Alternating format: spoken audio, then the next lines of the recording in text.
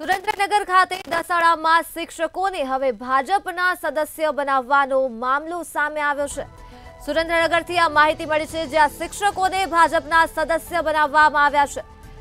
સૂરજમલજી high school ખાતે ભાજપાના સદસ્ય બનાવાયા છે। આચાર્યની ખુરશી પર ધારાસભ્ય બેસતા જ જનતામાં ભારે રોષ ભભૂકી ઉઠ્યો છે।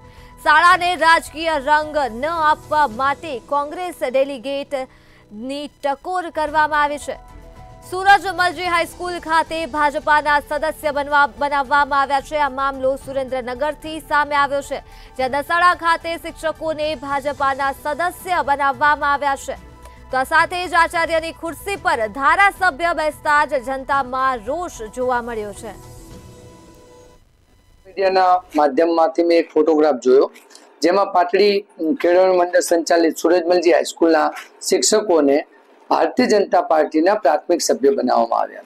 આ વાતને હું સખ્ત શબ્દોમાં વખોડું છું, એટલા માટે કે ગ્રાન્ટેડ સ્કૂલના શિક્ષકો ચૂંટણી પણ લડી શકે અને કોઈ પણ રાજકીય પાર્ટીની વિચારધારા સાથે જોડાઈ શકે, પરંતુ આજે કોઈ એક સ્કૂલના શિક્ષકો જે લોકો બાળકોને શિક્ષણ થકી એમને સંસ્કારનું સિંચન કરતા હોય એ જ કોઈ એક પાર્ટીના સભ્ય બનશે તો પછી એ બાળકોના શિક્ષણ માટે શું ચિંતિત થશે।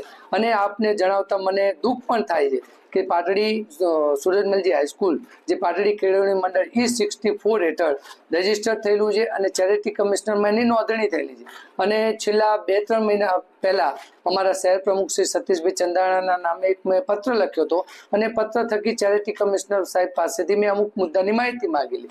ત્યારે